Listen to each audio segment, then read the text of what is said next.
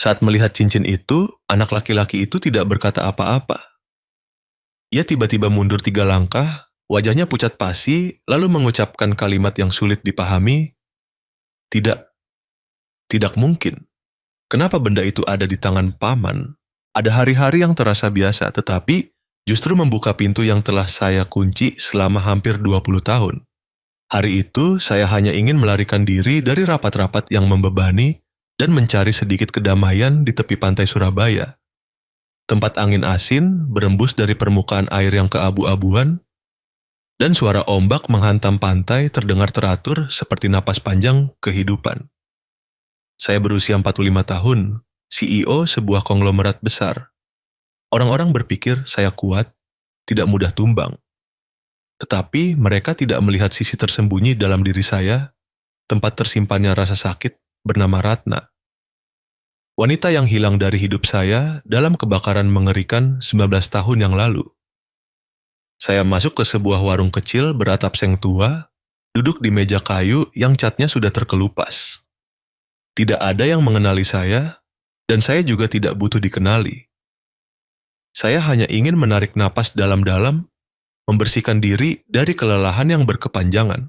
"Paman mau pesan apa?" Suara anak laki-laki itu terdengar, membuat saya mendongak. Seorang pelayan berusia sekitar 18 tahun, kurus, matanya yang hitam terlihat ramah tetapi sedih, seolah memendam banyak kisah yang belum terungkap. Bajunya sudah memudar karena terlalu sering dicuci. Ketika saya mengambil tisu di meja, cincin perak di tangan saya memantulkan cahaya lampu kuning. Anak itu tiba-tiba terdiam. Ia menatap lekat-lekat jari saya, matanya membesar. "Paman, kenapa cincin paman? Sangat mirip dengan milik ibu saya." Saya tertegun. "Cincin ibumu?" Ia mengangguk. "Iya. Ibu saya punya yang persis sama. Pola ukirannya sama, bahkan garis pahatan di tepinya." Saya merasakan punggung saya merinding. Cincin ini adalah salah satu dari 2 cincin yang saya pesan khusus untuk saya dan Ratna. Cincin yang satunya telah terbakar bersamanya. Setidaknya, itulah yang saya yakini selama hampir 20 tahun. Saya berusaha tetap tenang. "Siapa nama ibumu?" Anak itu ragu sejenak lalu menjawab, "Nama ibu saya, Ratna." Darah di tubuh saya serasa berhenti mengalir. Saya harus meletakkan kedua tangan di meja agar tidak terjatuh. Ratna. Nama itu membanjiri saya dengan kenangan. Senyum yang polos, tangan kecil yang hangat, malam saat saya melamarnya dengan cincin yang sama ini. Dan juga pemandangan mobil yang terbakar merah menyala yang menghantui saya sepanjang sisa hidup saya. Saya bertanya, suara saya hampir seperti bisikan. "Ibumu masih bani hidup?" Anak itu terkejut. "Tentu saja masih hidup. Masa muda ibu memang sulit, tapi ibu sangat sehat. Setiap malam ia menunggu saya pulang untuk makan malam." Saya tidak tahu bagaimana saya meninggalkan warung makan itu. Saya hanya tahu saya berjalan di belakang anak itu. Setiap langkah terasa berat seperti membawa seluruh masa lalu bersamanya.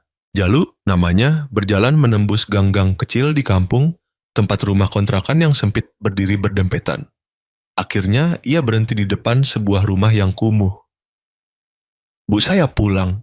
Pintu terbuka, dan kemudian jantung saya serasa diremas. Wanita yang keluar lebih kurus dari dulu, rambutnya panjang tetapi kusam, tetapi matanya, mata yang dulu saya cium di sudutnya setiap pagi, masih sama persis. Saya berdiri terpaku di bawah cahaya lampu jalan. Ratna. Orang yang saya tangisi selama 19 tahun, berdiri tepat di depan saya. Jalu berbalik, "Paman, kenapa paman mengikuti saya?" Ratna mendengar suara itu, lalu menoleh. Ketika matanya bertemu dengan mata saya melihat bibirnya bergetar. Ia mundur selangkah seolah tidak percaya dengan apa yang dilihatnya. Saya berbisik, "Ratna, benar kamu masih hidup?" Ia menangis terseduh-seduh. Dan saya, setelah hampir 20 tahun, akhirnya mengerti bahwa sebuah cincin bisa menyembunyikan sebuah rahasia. Dan sebuah rahasia bisa mengubah seluruh nasib seseorang. Jika Anda percaya ada kebenaran yang terkubur selama bertahun-tahun hanya untuk meledak pada momen takdir, silakan tinggalkan komentar A agar saya tahu hati Anda juga ikut bergetar seperti saya. Ada saat-saat yang membuat orang bingung hingga tidak bisa lagi membedakan mana ingatan, mana kenyataan. Ketika berdiri di depan Ratna, orang yang telah saya tangisi selama 19 tahun, saya sungguh tidak tahu apakah hati saya harus sakit atau harus bahagia. Saya hanya berdiri di sana, tak bergerak, seperti seseorang yang kehilangan kemampuan untuk merasakan apapun lagi. Ratna menatap saya lama sekali. Mata itu masih mata yang saya kenal, tetapi kini tidak lagi memancarkan keceriaan masa lalu. Mata itu dipenuhi ketakutan, kewaspadaan, dan kelelahan seseorang yang telah hidup terlalu lama dalam kegelapan. Saya melangkah maju, suara saya serak. Ratna, benarkah ini kamu? Dia mencengkeram erat kusen pintu, menarik napas dalam-dalam, lalu mengangguk pelan. Mas, jangan berdiri di luar. Masuklah. Nanti tetangga melihat. Jalu berdiri di antara kami berdua, matanya bingung. Ia menoleh ke ibunya, lalu kembali menatap saya seolah sedang mencoba menyatukan dua kepingan teka-teki yang tidak berhubungan. Rumah kontrakan kecil itu gelap dan lembab, hanya ada satu lampu kuning tergantung di tengah langit-langit. Kipas angin dinding tua mengeluarkan bunyi klik-klak, sementara di luar halaman, suara anak-anak bermain bercampur dengan suara penjual keliling yang bergema dari ujung gang. Tidak ada yang berbicara selama beberapa menit. Udara terasa begitu berat, sehingga seolah hanya dengan menarik napas kuat-kuat pun bisa menghancurkan kami bertiga. Akhirnya, Ratna angkat bicara. Mas ingin mendengar semuanya. Kan? Saya hanya bisa mengangguk. Dia duduk di kursi kayu tua, tangannya diletakkan di pangkuan, gemetar. Malam kecelakaan tahun itu, tidak seperti yang semua orang pikirkan. Saya menggenggam tangan saya erat-erat, jantung berdebar kencang. Saya melihat mobil itu terbakar. Saya melihat mereka membawa keluar sisa-sisa yang tersisa. Mereka bilang itu adalah kamu. Ratna menundukkan kepala. Saya tahu, tapi itu bukan saya. Kalimat itu membuat udara di dada saya serasa runtuh. Orang yang menarik saya keluar dari mobil adalah Pak Sumarno, sopir kita. Ketika mobil mulai berasap, ia berteriak meminta saya membuka pintu. Saya belum sempat bereaksi, terjadi ledakan besar. Ia memecahkan pintu di kursi penumpang, menarik saya keluar seperti menarik sekarung barang. Lalu kami lari ke hutan kelapa di dekat sana sebelum mobil terbakar untuk kedua kalinya. Saya memejamkan mata.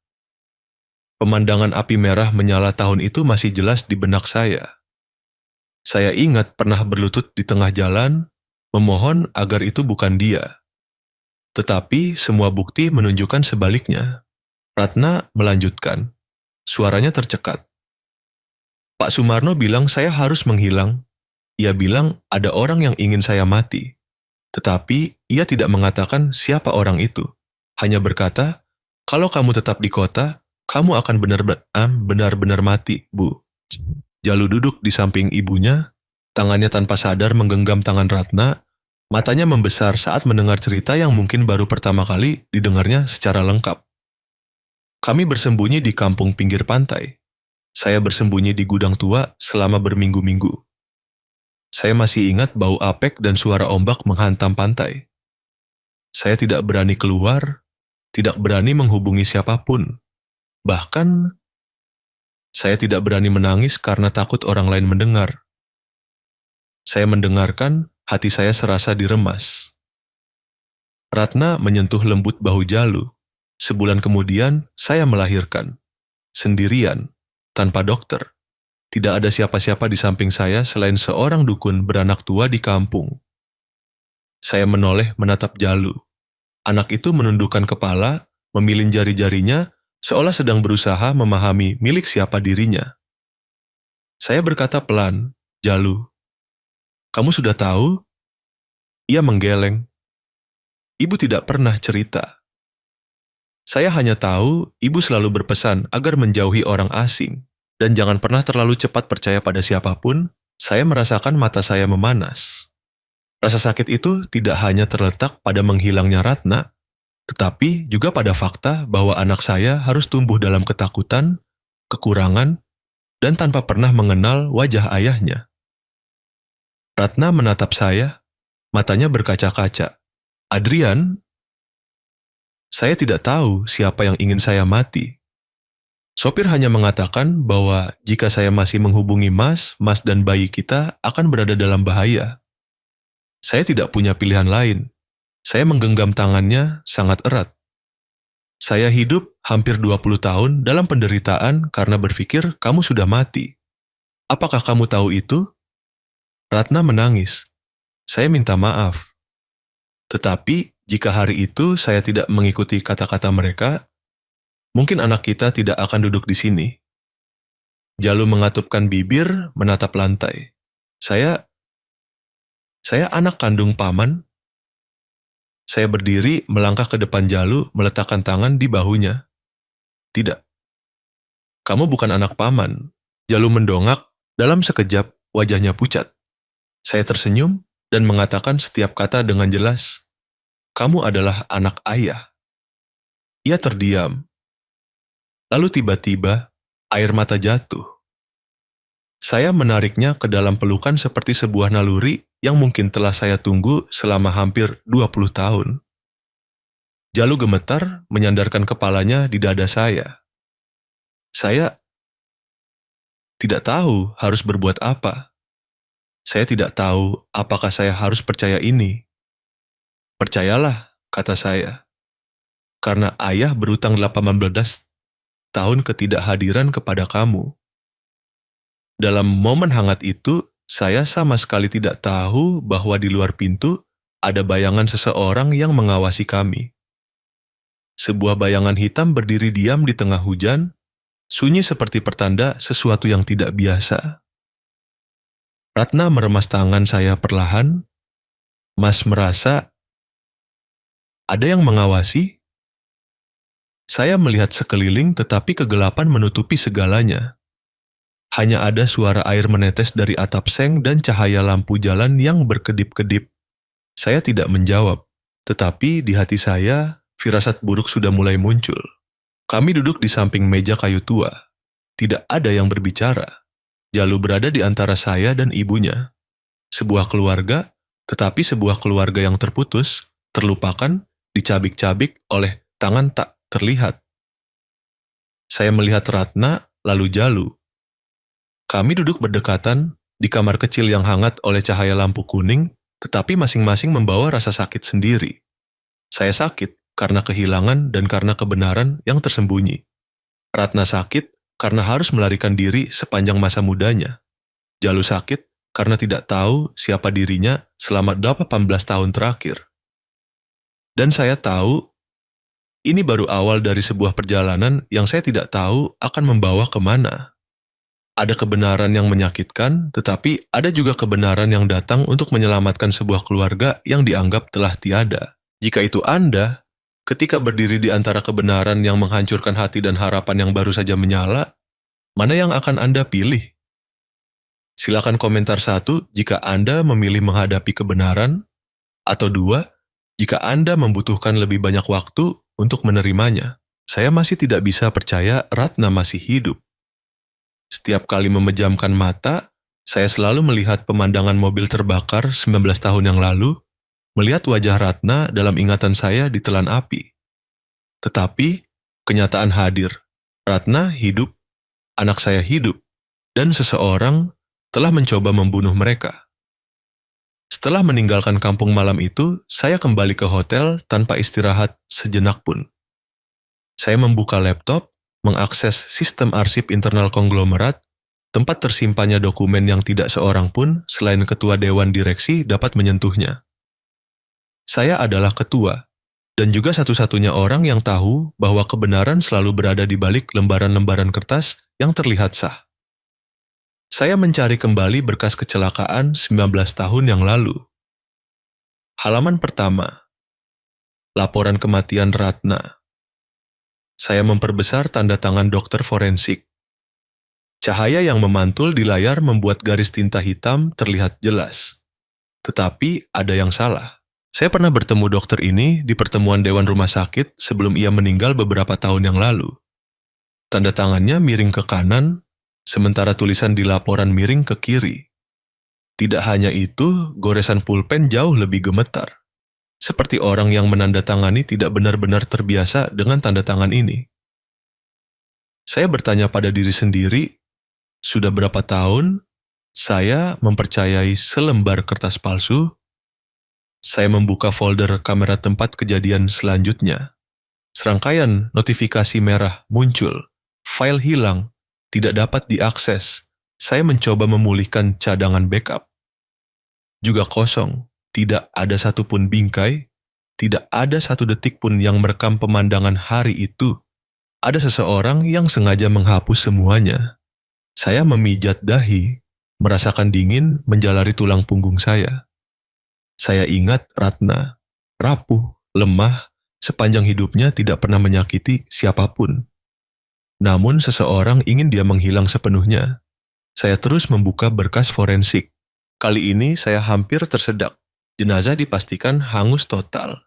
Diidentifikasi melalui gelang tangan. Gelang tangan, Ratna tidak pernah memakai gelang tangan.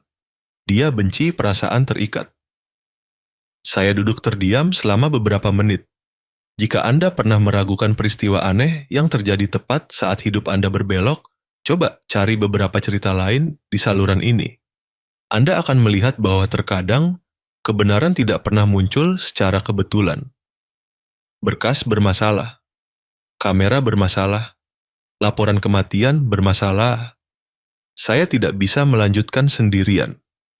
Saya menghubungi Dimas, seorang detektif swasta yang pernah saya sewa bertahun-tahun yang lalu dalam kasus hukum besar.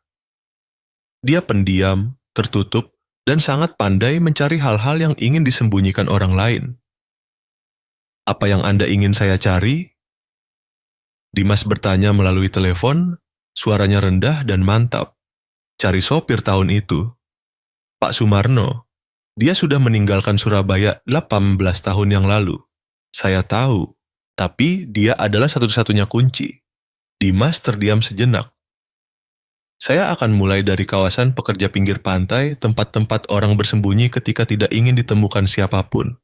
Saya tidak berkata apa-apa lagi. Saya tahu saya baru saja memasuki penyelidikan yang sama sekali tidak sederhana. Tekanan mulai datang dari segala arah. Keesokan harinya, saya datang ke kantor. Tetapi begitu masuk, saya sudah melihat Mirna, ibu tiri saya, berdiri menunggu di depan ruang rapat. Adrian, tante dengar kamu kembali ke Surabaya beberapa hari ini. Ada masalah? Saya menatapnya, mata saya menyelidik. Saya hanya menyelesaikan beberapa urusan pribadi. Dia tersenyum, tetapi matanya tajam seperti pisau. Urusan pribadi? Sampai membuatmu meninggalkan perusahaan selama 2 hari? Kamu harus hati-hati. Keluarga besar tidak suka hal-hal yang mencurigakan. Jantung saya tersentak. Mencurigakan? Saya bertanya-tanya. Apakah seseorang sudah tahu saya bertemu Ratna lagi? Tetapi, saya tidak bisa menanyainya. Bukan saat ini. Sejak hari itu, hal-hal aneh mulai muncul. Malam ketika saya kembali ke kampung untuk mengunjungi Ratna dan Jalu, saya melihat sebuah mobil hitam parkir 2 blok dari rumah. Lampu mobil mati, tetapi saya merasakan jelas tatapan seseorang di dalamnya sedang mengawasi. Saya mendekat, tetapi mobil itu langsung tancap gas. Jalu berdiri di pintu bertanya dengan cemas, "Ayah, ada apa?" Saya menaruh tangan di bahu anak saya. Hanya orang lewat saja. Jangan khawatir, tetapi saya tahu saya berbohong. Malam kedua, ketika Ratna baru saja mematikan lampu untuk tidur, seseorang menggedor keras pintu. Tok, tok, tok. Suara gedoran itu kasar, seolah ingin mendobrak masuk. Saya terlonjak, berlari keluar, tetapi ketika saya membuka pintu, tidak ada siapa-siapa. Ratna gemetar. Adrian, siapa yang mencari saya? Saya memeluknya. Tidak apa-apa. Saya akan cari tahu. Malam ketiga, Jalu pergi bekerja shift malam di warung makan. Ketika sampai di ujung gang, dua pria berpakaian gelap menariknya ke samping. "Hei, bocah, di mana ibumu?" Jalu bereaksi cepat, menyentakkan tangan dan lari sekencang-kencangnya ke dalam. Hanya ketika ia terengah-engah dan memeluk saya baru menyadari ada orang yang sedang berusaha menemukan Ratna. Tetapi untuk apa? Bahaya apa yang bisa ditimbulkan olehnya? Saya tidak tahu. Tetapi saya semakin yakin kebenaran ini lebih besar dari apapun yang saya bayangkan. Dimas menelepon pada malam hari. "Adrian, saya menemukan petunjuk." Saya menyalakan speaker agar Ratna juga mendengar. Pak Sumarno pernah bekerja di Surabaya beberapa tahun setelah kecelakaan, tetapi kemudian ia pindah terus-menerus. Terakhir kali, ada yang melihatnya adalah di sebuah kampung terpencil dekat Probolinggo. Jantung saya berdebar kencang. "Kamu punya alamatnya?" "Saya sedang mengirim." "Tetapi Anda harus hati-hati. Ada orang yang mengawasi Anda." Saya melihat sebuah mobil aneh muncul 2 kali dekat hotel Anda. Saya menatap Ratna. Wajahnya pucat. "Kita harus pergi," kata saya. Ratna memegang tangan saya. "Mas yakin? Orang itu? Mereka ingin membunuh saya." Saya menatap lurus ke matanya. "Ratna, saya sudah kehilangan kamu sekali. Saya tidak bisa membiarkan itu terjadi lagi." Jalu berdiri di samping, mengatupkan bibir, saya ikut. "Saya tidak akan membiarkan ibu pergi sendirian." Saya menggeleng. "Tidak. Kamu harus tetap di sini. Kamu harus aman." Tetapi Jalu mundur, berdiri tegak, matanya memancarkan ketegasan yang seharusnya tidak dimiliki anak usia 18 tahun. "Saya tidak takut. Saya sudah hidup 18 tahun tanpa tahu siapa ayah saya. Saya tidak ingin kehilangan apapun lagi." Saya melihat anak saya, lalu melihat Ratna. Saya mengerti. Kami adalah sebuah keluarga, meskipun baru saja saling menemukan. Dalam perjalanan mengemudi meninggalkan Surabaya, saya tiba-tiba berpikir, Probolinggo berjarak hampir 3 jam berkendara dari Surabaya. Saya mengemudi menembus kegelapan malam, melintasi perkebunan tebu yang sunyi. Ratna menyandarkan kepalanya di jendela, sesekali matanya menatap saya, seolah takut semua ini hanyalah mimpi yang bisa hilang kapan saja. Saya mencengkeram kemudi, berkata pelan, "Saya janji. Saya akan mencari tahu semuanya." Ketika mobil berhenti di depan sebuah rumah kayu tua di tengah ladang, saya merasa diri saya berdiri di depan pintu kebenaran. Kebenaran yang saya tidak yakin apakah saya sudah siap menghadapinya. Alamat dari Dimas menunjuk tempat ini. Saya melangkah maju, mengangkat tangan untuk mengetuk pintu. Tok, tok. Suara itu bergema dalam kegelapan malam yang luas. Sebuah suara samar terdengar di dalam. Seseorang sedang mendekat. Saya menahan napas. Pintu terbuka sedikit. Cahaya dari dalam menyebar keluar, dan wajah tua yang akrab muncul. Pak Sumarno. Dia menatap saya seperti melihat hantu yang kembali dari masa lalu.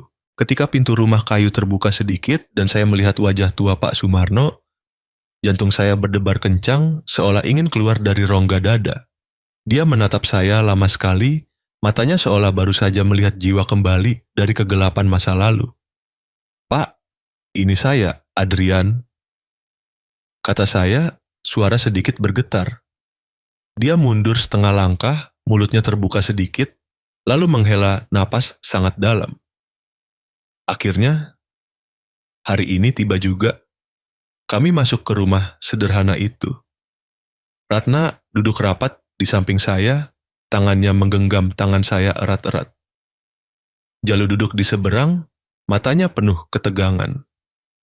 Saya tahu momen ini bisa membawa jawaban, tetapi juga bisa membawa rasa sakit yang belum siap kami hadapi.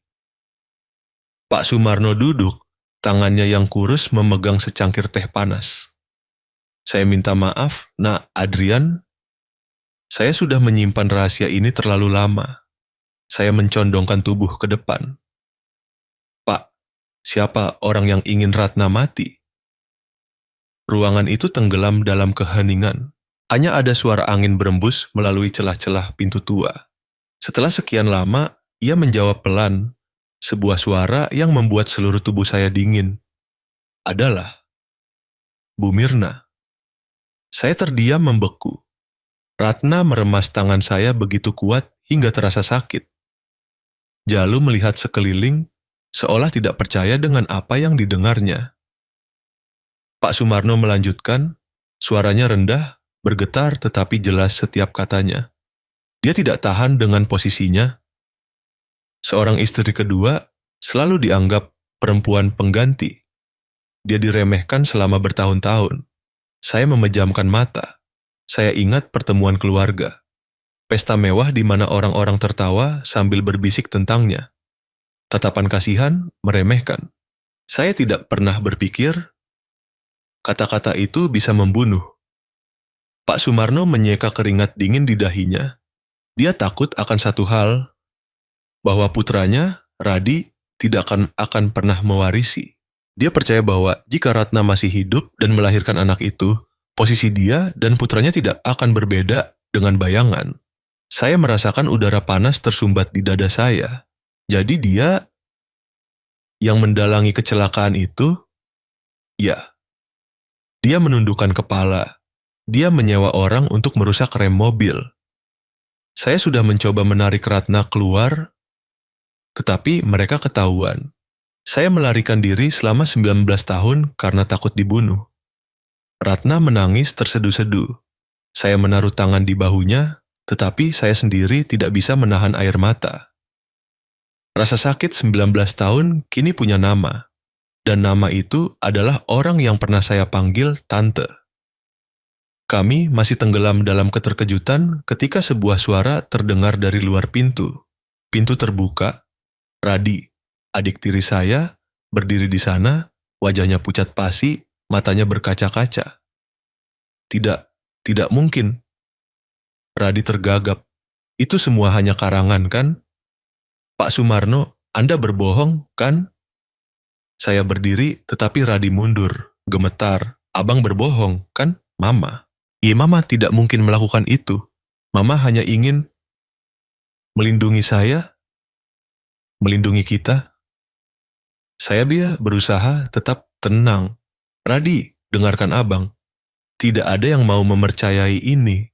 Tapi, tidak. Radi berteriak, air mata membanjir. Mama sudah menanggung penghinaan seumur hidupnya. Apa abang tahu? Sejak Mama masuk ke keluarga Hartanto, Mama tidak pernah dipanggil dengan nama yang seharusnya. Seumur hidup Mama harus mendengar orang menyebutnya perempuan pengganti. Sebagai bayangan dari ibu kandung abang, saya terdiam. Saya tidak pernah melihat Radi begitu kesakitan. Radi memegangi kepalanya, merosot ke lantai. Mama hanya ingin saya punya masa depan. Mama hanya ingin saya tidak dibuang. Saya melangkah maju, meletakkan tangan di bahunya. Radi, kamu tidak bersalah. Sedangkan Mama memilih cara yang paling salah. Radi mendongak, matanya merah. Abang pikir saya tidak tahu apa-apa. Saya dengar malam itu, saat Mama berbicara dengan pria yang merusak rem mobil, saya berdiri di luar pintu. Saya mendengar semuanya. Suaranya pecah. Saya hidup 19 tahun dengan ketakutan. Saya takut Mama ditangkap. Saya takut seluruh keluarga hancur. Saya takut sampai-sampai tidak berani bernapas lega. Di belakang saya, Ratna menutup mulutnya. Kesedihan yang tak tertahankan. Radi menjerit, seolah merobek hatinya sendiri. Abang mengerti bagaimana rasanya tahu ibu sendiri adalah seorang pembunuh? Mengerti? Saya tidak menjawab. Saya melangkah memeluk adik saya. Yang Radi butuhkan bukanlah kritik. Itu adalah satu-satunya pelukan di dunia yang bisa membantunya berdiri tegak. Dia gemetar dalam pelukan saya seperti anak kecil yang ditinggalkan. Setelah beberapa lama, Radi berbisik, "Abang, biarkan saya yang mengaku bersalah menggantikan Mama." Saya tidak bisa membiarkan Mama diborgol. Saya mundur, menatap matanya dalam-dalam. "Tidak, itu akan menghancurkanmu, sisa hidupmu." Radi menggeleng, putus asa. Saya hidup dari kecil hingga besar hanya dengan dia. Jika dia masuk penjara, untuk apa saya hidup? Saya mencengkeram kedua bahunya. "Kamu hidup untuk memperbaiki kesalahan, bukan untuk mengubur dirimu dalam dosa orang lain." Radi menangis terseduh-seduh, tetapi kemudian dia mengucapkan kalimat yang membuat hati saya menciut. "Saya sudah memutuskan. Saya akan maju ke pengadilan sendiri. Saya akan mengatakan bahwa saya menyewa orang karena cemburu pada abang." "Radi." Dia berdiri, menyeka air matanya dengan punggung tangan, wajahnya penuh tekad, tetapi juga rasa sakit yang mendalam. "Saya tidak bisa membiarkan Mama mati di penjara. Saya adalah alasan Mama melakukan semuanya. Saya harus menanggungnya." Saya menerjang, memegang erat tangan Radi. "Jangan, Radi. Kamu tidak mengerti konsekuensinya." Radi menatap saya, memberikan senyum sedih yang menyayat hati. "Saya mengerti, tetapi di antara kehilangan diri saya sendiri dan membiarkan Mama dipermalukan seumur hidup, saya memilih kehilangan diri saya sendiri." Saya merasa tercekik. Seorang adik yang saya pikir hanya hidup bergantung pada uang dan status, kini berdiri di depan saya dengan hati yang hancur. Dia berbalik, berjalan keluar pintu. "Radi, berhenti!" panggil saya. Tetapi dia tidak menoleh. Suaranya terdengar, tersendat. "Abang, jangan benci Mama. Dia mencintai dengan cara yang salah, tetapi seumur hidupnya dia hanya tahu mencintai saya seorang." Kemudian dia meninggalkan rumah kayu tua itu, menghilang dalam kegelapan malam yang berkabut. Saya berdiri di sana, kedua tangan terkulai, hati saya serasa diremas. Ratna mendekat, meletakkan tangan di punggung saya. "Adrian, Mas tidak bisa membiarkan dia melakukan itu." Saya menjawab, suara saya seperti orang yang baru saja kehilangan sebagian jiwanya. "Saya tidak akan membiarkan itu terjadi." Tetapi jauh di dalam dada, saya tahu badai yang sebenarnya belum dimulai. Saya pernah melangkah ke ruang rapat penting yang tak terhitung jumlahnya, berdiri di depan ratusan pemegang saham, menandatangani kontrak yang hanya dengan satu kata salah dapat menggoyahkan seluruh konglomerat. Tetapi pagi itu, ketika saya melangkah ke Pengadilan Negeri Surabaya, kaki saya gemetar seperti pertama kali saya berdiri di hadapan kematian saya sendiri. Koridor pengadilan penuh sesak. Pers terus-menerus mengarahkan kamera, lampu flash berkelebat seperti kilat. Tidak ada yang menyangka kasus yang terkubur selama 19 tahun dari keluarga Hartanto akan dibuka kembali. Dan semakin tidak ada yang menyangka orang yang berdiri di kursi terdakwa adalah adik yang paling saya sayangi. Radi, yang selama hidupnya saya anggap hanya seorang anak yang tumbuh dalam kelemahan, terbebani oleh posisi anak dari istri kedua, kini berdiri di tengah badai, matanya merah, tangannya gemetar ketika polisi memintanya meletakkan tangan di mikrofon. Saya duduk di barisan belakang, hati saya membara. Ketika Radi mulai berbicara, hati saya serasa tercekat. "Yang mulia majelis hakim, semua adalah kesalahan saya. Saya mengakui semua tuduhan." Bisikan riuh terdengar di seluruh ruangan. Saya melompat berdiri. "Radi, kamu tahu apa yang kamu katakan?" Dia tidak berani menatap saya. Dia hanya menundukkan kepala, suaranya gemetar tetapi teguh hingga menyakitkan. "Saya tidak bisa membiarkan Mama menanggung kejahatan." Dia mendongak ke arah hakim. "Mohon dicatat dalam berita acara. Saya sendiri yang menyewa orang untuk menyebabkan kecelakaan 19 tahun yang lalu. Saya hampir kehilangan kendali. Radi, kamu tidak melakukan itu. Kamu masih anak-anak ketika itu terjadi. Jangan hancurkan seluruh hidupmu seperti ini." Tetapi Radi menggeleng. Bahunya yang kurus bergetar. Abang, abang tidak mengerti. Saya adalah alasan mengapa Mama harus melakukan itu. Saya adalah alasan mengapa Mama tidak pernah melihat cahaya di rumah itu. Jika Mama ditangkap, saya tidak bisa hidup. Saya merasa hati saya serasa diremas. Hakim menatap Radi dengan serius. Saudara terdakwa, pengadilan memerlukan bukti. Keterangan ini terlalu bertentangan dengan berkas penyelidikan. Radi menarik napas dalam-dalam, berusaha berdiri tegak. Saya bertanggung jawab atas semuanya. Mohon vonis saya. Saya maju, berniat menariknya dari mimbar kesaksian, tetapi polisi menahan saya. Seluruh ruang sidang tercekik. Tidak ada yang mengucapkan sepatah kata pun. Setiap kata yang keluar dari mulut Radi seperti pisau yang merobek hati saya. Hakim baru saja akan membacakan berita acara pengakuan ketika sebuah suara keras terdengar. Boom. Kursi penonton di belakang roboh. Sebuah bayangan menerjang keluar, berlutut di tengah ruang sidang. Mirna. Ibu tiri saya, wanita dengan wajah pucat, tangannya gemetar. Orang yang saya pikir hanya menyedihkan, bukan jahat. Dia berteriak, suaranya hancur. Jangan hukum anak saya. Jangan hukum Radi. Saya yang melakukannya. Seluruh ruang sidang seolah kehabisan udara. Hakim mengetuk palu. Bu Mirna berdiri, ini ruang sidang. Tetapi dia tidak berdiri. Dia berlutut di lantai, kedua tangan menekan lantai ubin yang dingin. Saya sendiri. Yang menyewa orang untuk membunuh Ratna di 16 tahun yang lalu. Bukan anak saya, bukan Radi. Tangisannya terdengar menyakitkan. Radi berteriak, Mama, jangan bicara lagi, kumohon Ma. Tetapi Mirna tiba-tiba berbalik menghadap Radi, tatapan matanya penuh kehancuran. Radi, kamu tidak berutang apapun pada Mama. Kamu tidak perlu membayar utang Mama. Kamu tidak perlu mati untuk kejahatan Mama. Air mata saya menetes ketika mendengar kalimat itu. Mirna menatap lurus ke arah hakim. Suaranya tercekat tetapi tegas. Saya melakukan semua karena saya takut. Saya takut anak saya tidak akan memiliki tempat di rumah itu. Saya takut dengan apa yang orang sebut saya. Perempuan pengganti.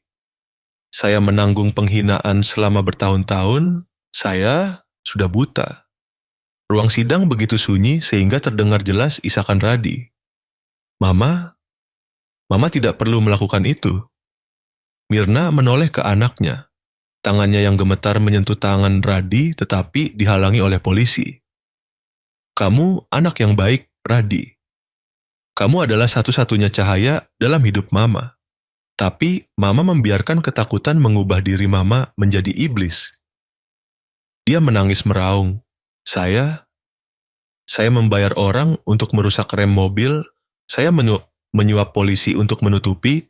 Saya berbohong tentang semuanya. Hanya untuk melindungi anak saya. Saya memejamkan mata. Setiap kalimat yang dia ucapkan menusuk langsung ke ingatan saya. 19 tahun kehilangan, 19 tahun berpikir. Ratna meninggal sia-sia karena nasib, bukan karena manusia. Hakim meminta polisi untuk melangkah maju dan membuat berita acara. Mirna tidak melarikan diri. Dia tidak melawan. Dia hanya mengulangi satu kalimat. Suaranya serak hingga tidak terdengar seperti suara manusia lagi. Saya minta maaf. Ratna, maafkan. Adrian, saya menatapnya lama sekali. Karena untuk pertama kalinya dalam hidup, di tengah semua kemarahan, saya melihat rasa malu dan tragedi seorang wanita yang didorong ke sudut gelap. Radi menangis, berlari memeluk ibunya tetapi ditahan oleh polisi. Mama, jangan tinggalkan saya. Mama jangan pergi. Mirna menatap anaknya, matanya dipenuhi cinta dan keputusasaan. Radi, kamu harus hidup, kamu tidak boleh menjadi seperti Mama. Hakim mengetuk palu sekali lagi. Bu Mirna, berdasarkan pengakuan Anda resmi ditahan. Polisi memborgolnya. Suara kunci besi yang dingin bergema di seluruh ruang sidang. Radi hampir ambruk. Saya berlari, memeluk adik saya sebelum dia terjatuh sepenuhnya. Dia terisak di pelukan saya. Abang, Mama benar-benar ditangkap. Saya harus bagaimana? Saya memeluk Radi erat-erat, merasakan bahunya lemas. Radi, kamu bukan orang yang bersalah. Kamu adalah korban. Kamu tidak sendirian. Radi membenamkan wajahnya di bahu saya, menangis seperti anak kecil. Saya minta maaf, karena telah mencoba mengaku bersalah, karena percaya jika saya mati menggantikan Mama, maka semuanya akan tenang. Saya menaruh tangan di kepalanya, menepuk lembut seperti menenangkan kepingan jiwa yang retak. Tidak, Radi, tidak ada yang dilahirkan untuk menanggung dosa orang lain. Kamu hanya perlu hidup, sisanya untuk penyembuhan. Ruang sidang masih sunyi. Hakim menunduk menulis di berkas. Pers menurunkan kamera, tidak ada yang berani menekan tombol bidik. Karena di depan mereka, bukan sidang permusuhan, tetapi sebuah keluarga yang hancur baru saja mengeluarkan kebenaran paling menyakitkan dalam hidup mereka. Mirna digiring pergi, bayangannya semakin mengecil di bawah cahaya putih dingin koridor. Radi ambruk di pelukan saya, sementara saya, untuk pertama kalinya setelah 19 tahun, merasakan bahwa rasa sakit saya bukan hanya tragedi pribadi, tetapi pusaran yang menelan seluruh keluarga. Dan saya merasa kami masih belum mencapai ujung kebenaran. Saya pernah berpikir bahwa setelah persidangan itu, hati saya akan terasa lebih ringan. Bahwa ketika kebenaran terungkap dan pelaku dihukum, semua kesedihan selama 19 tahun akan hilang seperti buih. Tetapi ketika saya melihat Mirna diborgol keluar dari ruang sidang, dalam cahaya lampu yang dingin dan tangisan Radi yang masih menggema, saya mengerti. Keadilan bisa datang terlambat, tetapi harganya selalu mahal. Mirna dijatuhi hukuman penjara. Hukuman itu, menurut hukum, adalah wajar. Tetapi jika dilihat dari hati, saya melihat seorang wanita lemah yang ditelan oleh kegelapan dalam keluarganya sendiri. Dia melakukan kejahatan, tetapi dia juga yang terluka. Saya meletakkan tangan di bahu Radi ketika dia berdiri di depan gerbang penjara. Jika kamu ingin mengunjungi Mama, Abang akan atur. Kamu tidak perlu menanggung kehilangan apapun lagi. Radi mengangguk, matanya merah. Terima kasih, Bang. Saya kira Abang akan membenci Mama seumur hidup. Saya menggeleng. Kebencian tidak bisa menyembuhkan apapun, Radi. Hanya pengampunan yang bisa menenangkan masa lalu. Angin pagi berembus membawa bau asin dari Laut Surabaya. Saya tahu langkah selanjutnya dalam hidup saya bukan lagi tentang merebut kekuasaan atau membuktikan sesuatu, melainkan membangun kembali sebuah rumah. Saya membawa Ratna dan Jalu untuk tinggal bersama. Villa luas yang saya tinggali sendirian selama bertahun-tahun, untuk pertama kalinya terisi suara orang. Ada bunyi panci dan wajan beradu di dapur. Ada bunyi langkah kaki Jalu berlari menaiki tangga setiap pagi. Ada suara pintu dibuka pelan saat Ratna menyeduh teh pagi. Saya berdiri di tengah ruang tamu, melihat mereka tersenyum satu sama lain, dan hati saya tiba-tiba melunak. Suatu malam, ketika semua orang selesai membereskan makan malam, saya menatap Ratna. Wanita yang telah menanggung begitu banyak rasa sakit hanya karena mencintai saya. Ratna, dia menoleh, tatapan matanya teduh. Ada apa, Adrian? Saya menarik napas panjang. Saya minta maaf. Untuk semua tahun kamu harus melarikan diri untuk kehilangan yang seharusnya saya lindungi. Dia menggeleng, meletakkan tangan di dada saya. Yang penting bukan apa yang kita hilang, tetapi Allah telah mempertemukan kita kembali. Saya menundukkan kepala, menyentuh kening ke bahunya, membiarkan penyesalan itu hanyut bersama napas. Jalu beradaptasi lebih cepat dari yang saya duga. Dia bekerja paruh waktu sebagai asisten dapur di sebuah restoran di kota. Lalu sore hari bergegas pulang hanya untuk memamerkan sepiring telur mata sapi yang dia buat sendiri. Dia berbicara dengan Radi lebih banyak daripada saya. Mungkin karena keduanya adalah anak-anak yang tumbuh dalam bayangan yang terlalu besar. Satunya kehilangan ayah, satunya takut kehilangan ibu. Jalu berkata kepada Radi di halaman belakang rumah, "Saya tahu bagaimana rasanya tumbuh tanpa ayah, Bang. Jadi saya tidak ingin abang kehilangan Kak Adrian lagi." Radi tertawa, tawa yang jarang terdengar setelah bulan-bulan yang panjang dan berat. "Bocah ini, kamu lebih muda dari abang tapi bicaranya seperti orang dewasa." Jalu menjawab, "Jika orang dewasa adalah orang yang tahu bagaimana bersedih, maka saya sudah dewasa sejak 10 tahun yang lalu." Saya berdiri jauh, mendengar itu dan tenggorokan saya tercekat. Mungkin Jalu adalah jembatan yang dikirimkan Allah untuk menyembuhkan dua cabang keluarga yang pernah retak. Sedangkan saya tahu ada satu hal lagi yang harus saya lakukan. Radi hidup seumur hidup dalam rasa rendah diri anak dari istri kedua. Perasaan itu seperti baju basah, semakin berusaha dilepas, semakin melekat di kulit. Suatu sore, saya memanggil Radi ke ruang kerja. "Radi, duduklah." Dia tampak sedikit cemas. "Ada yang ingin abang bicarakan?" Saya memberinya setumpuk berkas. "Mulai hari ini, kamu akan memegang 40% kekuasaan manajemen di konglomerat." Radi terkejut. Abang serius, tapi saya menaruh tangan di bahunya. "Kamu adalah putra ayah. Kamu adalah adik abang, dan kamu berhak atas posisimu, bukan karena kasihan, tetapi karena kamu benar-benar memiliki bakat." Radi menundukkan kepala, air mata menetes ke berkas. "Kak Adrian, saya tidak pernah berpikir akan ada hari abang mengucapkan kalimat itu." Saya tersenyum. Hari itu datang terlambat. Tetapi sudah tiba. Saya memutuskan untuk merenovasi rumah kontrakan tempat Ratna dan Jalu pernah tinggal. Rumah miskin dan lembab yang melindungi mereka selama 18 tahun. Di bawah tangan para pekerja, itu menjadi rumah singgah Ratna Hartanto. Tempat untuk membantu anak yatim piatu, wanita lajang, mereka yang meskipun miskin tetapi tetap menjaga harga diri dan keyakinan. Saat peresmian, Ratna berdiri di samping saya, matanya berkaca-kaca.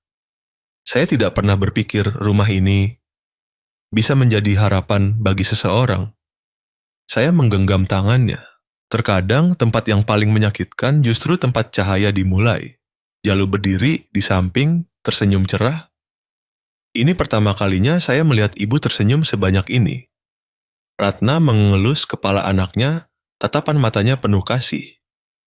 Dan saya menyadari keluarga bukanlah tempat yang sempurna. Keluarga adalah tempat di mana luka diperbaiki, sedikit demi sedikit. Suatu sore di akhir pekan, kami pergi ke kebaktian syukur bersama. Surabaya sore itu sejuk. Awan seperti selendang tipis melayang di langit. Ketika kami memasuki tempat ibadah, saya merasakan kedamaian menyebar dari setiap napas. Jalu berdoa dalam diam. Radi berdiri di samping saya, tangan terlipat dengan khidmat. Ratna berbisik pelan kata-kata syukur, matanya berbinar. Saya memejamkan mata dan hanya meminta satu hal. Mohon berikan kami keberanian untuk memaafkan. Dan belas kasih yang cukup untuk memulai lagi. Ketika kebaktian berakhir, kami berjalan bersama menuju pantai. Ombak Surabaya lembut seperti sentuhan halus dari langit. 3 pria, saya, Jalu, Radi, berdiri berjejer di tebing batu melihat matahari terbenam perlahan. Warna oranye melapisi permukaan air dengan kehangatan. Angin laut menerbangkan rambut Jalu. Radi berdiri diam, wajahnya tidak lagi menderita seperti hari pertama saya bertemu dengannya di pengadilan. Ratna berdiri di belakang, menatap kami bertiga dengan senyum paling tulus. Saya melihat kedua anak saya, satu memiliki darah, satu memiliki kasih sayang, dan saya mengerti. Kegelapan telah berakhir. Babak baru kehidupan telah terbuka. Saya meletakkan tangan di bahu Jalu, lalu ke bahu Radi. Jalu, Radi, mulai hari ini kita adalah keluarga yang sesungguhnya. Tidak ada perpecahan, tidak ada pembagian peran. Tidak ada lagi yang sendirian. Matahari terbenam di ujung cakrawala, laut berkilauan seperti ditaburi emas. Dan saya berkata, sebagai penutup perjalanan 19 tahun mencari cahaya, ada kebenaran yang datang terlambat, tetapi ketika tiba, ia membawa cahaya yang cukup untuk menyembuhkan bahkan luka yang paling dalam. Ketika menceritakan kisah ini, saya baru mengerti bahwa terkadang hidup membawa kita melewati kegelapan bukan untuk menghukum, tetapi untuk mengajari kita menghargai cahaya ketika kembali. Saya menghabiskan hampir 20 tahun untuk menemukan kebenaran, tetapi hal yang lebih berharga daripada kebenaran itu sendiri adalah kemampuan untuk memaafkan, belas kasih, dan keberanian untuk memulai lagi. Saya melihat keluarga saya sekarang, Ratna, Jalu, Radi, dan menyadari bahwa tidak satupun dari kita yang sempurna. Kita hanyalah manusia yang belajar bagaimana mencintai dengan lebih baik setiap hari. Jika cerita ini menyentuh hati Anda, jika Anda juga percaya bahwa cinta dan pengampunan dapat menyembuhkan luka yang tampaknya tidak akan pernah tertutup, silakan tinggalkan komentar agar saya tahu bahwa kita memiliki empati yang sama. Dan jika Anda ingin terus menemani saya melalui kisah-kisah sehari-hari, namun mengandung pelajaran mendalam, silakan tekan tombol follow saluran ini. Setiap interaksi dari Anda adalah motivasi bagi saya untuk terus berbagi cerita yang membawa harapan dan cahaya.